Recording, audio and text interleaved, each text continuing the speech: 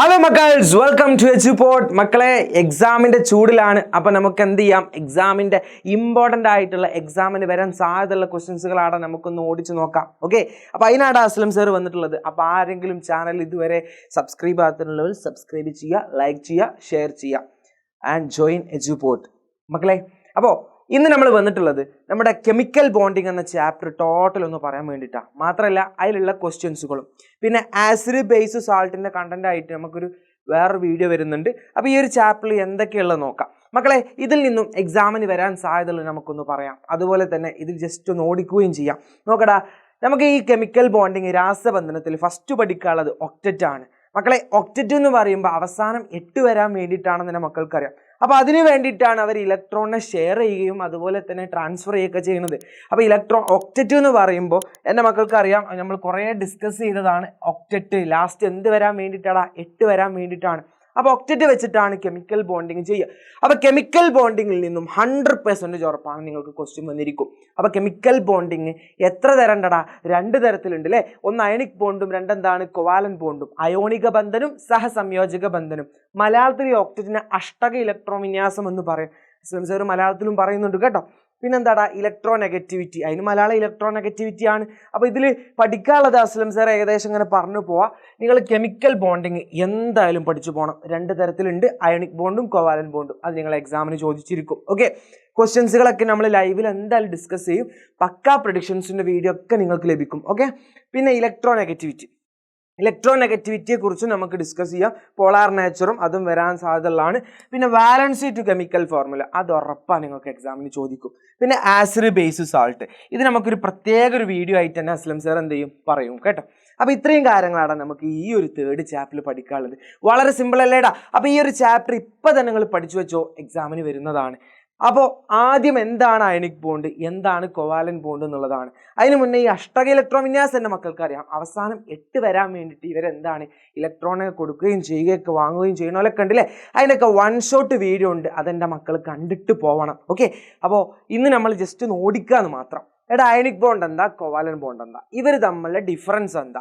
എടാ, ionic bond എന്ന് പറയുമ്പോൾ ട്രാൻസ്ഫർ ഓഫ് ഇലക്ട്രോൺസ് ആണ്, അതായത് ഇലക്ട്രോണുകളെ വിട്ടുകൊടുക്കുന്നു. എന്നാൽ കൊവാലൻ ബോണ്ട് എന്ന് പറഞ്ഞാൽ ഷെയറിംഗ് ഓഫ് ഇലക്ട്രോൺസ് അഥവാ ഇലക്ട്രോണുകളെ പങ്കുവെക്കുകയാണ് ചെയ്യുന്നത്. അപ്പോൾ ഇതാണ് അവരുടെ മെയിൻ ഡിഫറൻസ്. അപ്പോൾ ഇവിടെ സോഡിയം ക്ലോറൈഡ് അല്ലേ? അപ്പോൾ ഇതിൻ്റെ എക്സാമ്പിൾ എൻ്റെ മക്കൾ പഠിച്ചു വെക്കുക. NaCl ഉണ്ടാവും, അതുപോലെ തന്നെ മെഗ്നീഷ്യം ഓക്സൈഡ് ഉണ്ടാവും, NaF ഉണ്ടാവും. ഈ 3 ആയിരിക്കും നിങ്ങളുടെ എക്സാമിന് ചോദിക്കുന്ന ക്വസ്റ്റ്യൻസ്. വേറൊരു ക്വസ്റ്റ്യൻ നിങ്ങൾക്ക് അതിൽ വരില്ല. ഓക്കെ, അത് ഉറപ്പിച്ചു വെച്ചോ. ഈ 3 ക്വസ്റ്റ്യൻസുകളാണ് നിങ്ങൾക്ക് വരിക.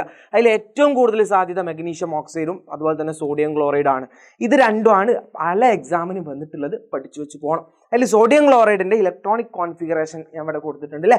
സോഡിയം ക്ലോറൈഡ് എന്ന് പറയുമ്പോൾ എന്താണ്? സോഡിയത്തിൻ്റെ 281, ക്ലോറിൻ്റെ 287. ഇവിടെ എന്നെ കൊടുക്കുകയാണ് അല്ലേ? എന്നെ ഈ 1 ആർക്ക് കൊടുക്കുകയാണ്? ക്ലോറിന് കൊടുക്കുകയാണ്. അപ്പോൾ ഈ 7 എന്നുള്ളത് എന്താ? അവിടെ ഒക്റ്ററ്റ് ആവില്ലേ? 8 ആവില്ലേ? അപ്പോൾ ലാസ്റ്റ് ആ 1 അവിടെ ഉണ്ടാവുമോ? ഇല്ല, അവൻ കൊടുത്തു. ആ 1 കിട്ടിയത് കൊണ്ട് ക്ലോറിനും എന്തായി? 8 ആയി. കൊടുത്തത് കൊണ്ട് സോഡിയം പ്ലസ്, വാങ്ങിയത് കൊണ്ട് Cl മൈനസ്. കൊടുക്കുന്നവനെ നമ്മൾ വിളിക്കുന്ന പേരാണ് കാറ്റിയോൺ എന്ന് വിളിക്കുക, മറക്കരുത് കേട്ടോ. വാങ്ങുന്നവരെ നമ്മൾ വിളിക്കുന്ന പേരാണ് ആനയോൺ. അപ്പോൾ ഈ ഒരു ഭാഗത്ത് നിങ്ങൾക്ക് എന്തായാലും എന്ത് വരും? ക്വസ്റ്റ്യൻസ് വരും. പഠിച്ചിട്ട് പോകണം. അടുത്തതാണ് കൊവാലൻ ബോണ്ട്. കൊവാലൻ്റ് ബോണ്ട് എന്ന് പറയുമ്പോൾ ഇലക്ട്രോണിനെ ഷെയർ ചെയ്യുന്നതാണ്. ഡീറ്റെയിൽ ആയിട്ടുള്ള ക്ലാസ്സുകൾ നമ്മൾ കൊടുത്തിട്ടുണ്ട്, മക്കൾ കാണണം. അപ്പോൾ നോക്കിയല്ലേടാ, എന്താടാ? ഇലക്ട്രോണുകൾ എന്ത് ചെയ്യാണ്? കൈമാറ്റം ചെയ്യുകയാണ്, അല്ലെങ്കിൽ എന്താണ്? വിട്ടുകൊടുക്കുക, അല്ലെങ്കിൽ പങ്കുവെക്കുക എന്നൊക്കെ പറയും. വിട്ടുകൊടുക്കുന്നത് അയണിക്കാണ്. ഇവരെന്താണ്? കൈമാറ്റം, ഷെയറിങ് എന്ന് പറയും. ഷെയറിങ് എന്ന് പറയുമ്പോൾ എന്താ? ജസ്റ്റ് കൈമാറ്റം എന്ന് പറഞ്ഞേക്കാൾ നല്ലത് നമുക്ക് വേറൊരു പേര് പറയാണ്. എന്താണ്? പങ്കുവെക്കുകയാണ്. അതാണ് ഒന്നും കൂടി നല്ലത്. പങ്കുവെക്കുന്നു, ഇലക്ട്രോണുകളെ പങ്കുവെക്കുകയാണ് ചെയ്യുന്നത്. ഓക്കെ, മറക്കണ്ട. ഇലക്ട്രോണുകളെ പങ്കുവെക്കുന്നതിനാണ് എന്ത് പറയുക? കൊവാലൻ ബോണ്ട് എന്ന് പറയുക. അതിൻ്റെ എക്സാമ്പിൾ നിങ്ങൾ പഠിച്ചു വേണം. അത് 3 തരത്തിലാണ്. സിംഗിൾ ബോണ്ട് ഉണ്ട്, ഡബിൾ ബോണ്ട് ഉണ്ട്, ട്രിപ്പിൾ ബോണ്ട് ഉണ്ട്. മറക്കരുത്. സിംഗിൾ ബോണ്ടിൻ്റെ എക്സാമ്പിൾ ആണ് ആരടാ? ക്ലോറിൻ, അതുപോലെ തന്നെ ഫ്ലൂറിൻ. ഈ Cl2F2 കണ്ടോ? സിംഗിൾ ബോണ്ട് ആണ്. അതുപോലെ തന്നെ ഡബിൾ ബോണ്ടിൻ്റെ എക്സാമ്പിൾ ആണ് O2, ട്രിപ്പിൾ ബോണ്ടിൻ്റെ എക്സാമ്പിൾ ആണ് N2. അതിനൊക്കെ കറക്റ്റ് കണ്ടന്റ് നമ്മൾ കൊടുത്തിട്ടുണ്ട്. എൻ്റെ മക്കളത് കാണണം. ഓക്കെ, അപ്പോൾ ക്ലോറിന് ഫ്ലൂറിനൊക്കെ സിംഗിൾ ആണ്, ഓക്സിജൻ ഡബിൾ ആണ്, നൈട്രജൻ ട്രിപ്പിൾ ആണ്. പഠിച്ചിട്ട് പോകണം. ഇവർ ഷെയർ ചെയ്തിട്ട് എന്ത് ആവാടാ? ഒക്റ്ററ്റ് ആവാൻ നോക്കുകയാണ്. ക്ലിയർ അല്ലേടാ? പഠിച്ചിട്ട് പോകണം. പിന്നുള്ളതാണ് ഇലക്ട്രോ നെഗറ്റിവിറ്റിയും പോളാർ സ്കെയിലും. ഈ ഇലക്ട്രോൺ നെഗറ്റിവിറ്റി നിങ്ങൾക്ക് ക്വസ്റ്റ്യൻ വരികയാണെങ്കിൽ വാട്ട് ഈസ് ഇലക്ട്രോൺ നെഗറ്റിവിറ്റി എന്നാണെങ്കിൽ അവർ ഇലക്ട്രോണിന് എന്ത് ചെയ്യാണ്, ഒരു അട്രാക്റ്റീവ് ഫോഴ്സാണ്. ഇലക്ട്രോണിനെ വലിച്ചെടുക്കാനുള്ള ഒരു അട്രാക്റ്റീവ് ഫോഴ്സിനാണ് ഇലക്ട്രോൺ നെഗറ്റിവിറ്റി നമ്മൾ പഠിച്ചതാണ്.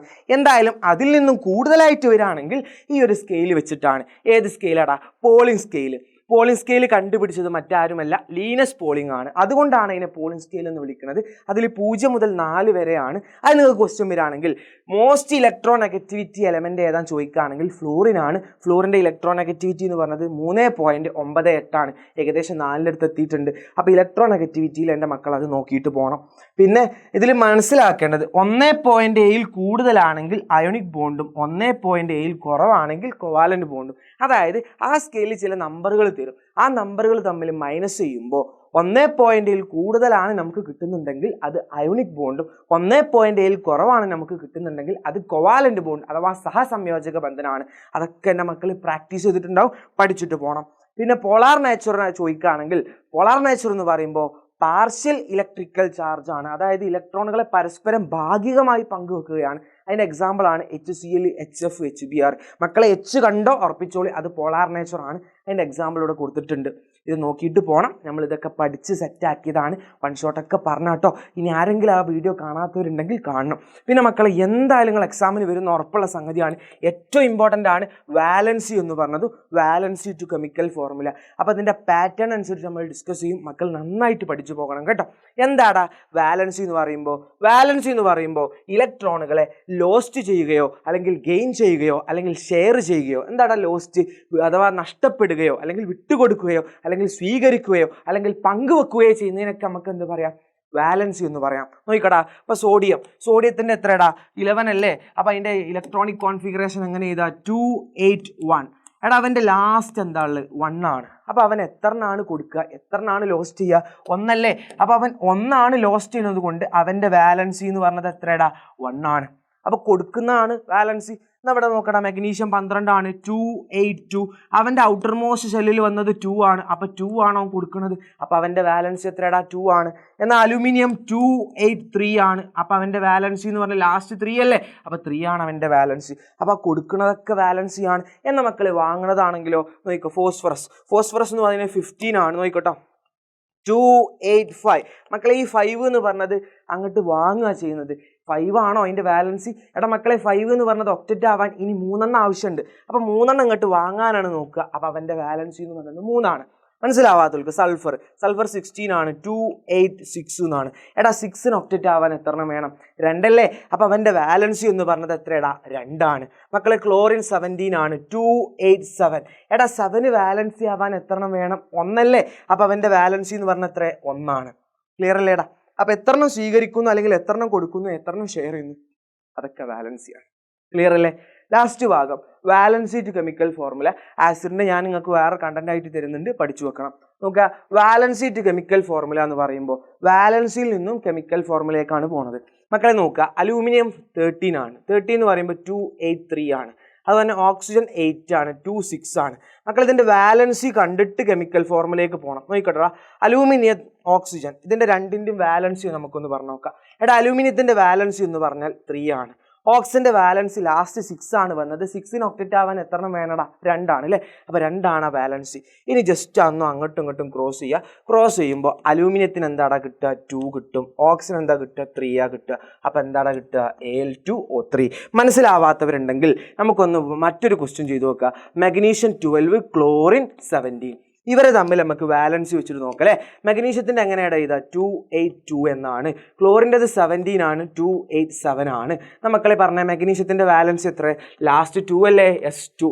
എന്നാൽ ക്ലോറിൻ്റെ ലാസ്റ്റ് 7 ആണ്. 7 ഒക്ടറ്റ് ആവാൻ എത്ര വേണം? 1 ആണ്. അപ്പോൾ S1. ഇനി ജസ്റ്റ് ഒന്ന് അങ്ങോട്ടും ഇങ്ങോട്ടും ക്രോസ് ചെയ്യുക. അപ്പോൾ Mgക്ക് 1 കിട്ടും, Cl എന്താ കിട്ടുക? 2 കിട്ടും. MgCl2. ക്ലിയർ അല്ലേടാ? അപ്പോൾ ഇതെന്നെ മക്കൾ എന്ത് ചെയ്യുക? നിർബന്ധമായും പഠിച്ചു വെക്കുക. അപ്പോൾ ആസിഡ് ബേസ് സാൾട്ട് നമുക്ക് എന്തായാലും വേറൊരു കണ്ടന്റ് വീഡിയോ കൊടുക്കുന്നുണ്ട്. ആസിഡ് ബേസിനേക്കാളും കൂടുതൽ ഇമ്പോർട്ടൻ്റ് ആണ് സാൾട്ട്. അതിൻ്റെ കണ്ടന്റ് വീഡിയോ വരും, പഠിക്കണം. ക്ലിയർ അല്ലേടാ? അപ്പോൾ സെറ്റ് ആക്കുക. അപ്പോൾ ഇത്രയും കാര്യങ്ങളാണ് കെമിക്കൽ ഫോർമുല. നമ്മൾ അതുപോലെ തന്നെ അയണിക് ബോണ്ട്, കോവാലൻ ബോണ്ട്, ഈ ഭാഗത്ത് നിന്നൊക്കെ നമുക്ക് ഡിസ്കസ് ചെയ്യാം. കെമിക്കൽ ബോണ്ടിങ് ഒറ്റയടിക്ക് ഞാൻ പറഞ്ഞു പോയിട്ടുണ്ട്. ഇതിൻ്റെ വൺ ഷോട്ട് വീഡിയോ ഒക്കെ നമ്മളിതിലുണ്ട്, ചാനലുണ്ട്. അപ്പോൾ അതുപോലെ തന്നെ നമ്മളെ ലൈവ് കാര്യങ്ങളൊക്കെ ഉണ്ട്. മക്കൾ മാക്സിമം ക്രിസ്മസ് എക്സാം അടിച്ച് പൊളിച്ച് ചെയ്ത അസ്ലം സാർ ഉണ്ട് നിങ്ങളെ കൂടെ. അപ്പോൾ മാക്സിമം എന്ത് ചെയ്യുക? പഠിക്കുക. അതിന് വേണ്ടിയിട്ടാണ് ഞങ്ങളൊക്കെ ഉള്ളത്. അപ്പോൾ വീഡിയോ ഇഷ്ടമായിട്ടുണ്ടെങ്കിൽ ഷെയർ ചെയ്യുക, ലൈക്ക് ചെയ്യുക, കമൻറ്റ് ചെയ്യുക, സെറ്റ് ആക്കുക. ബൈ.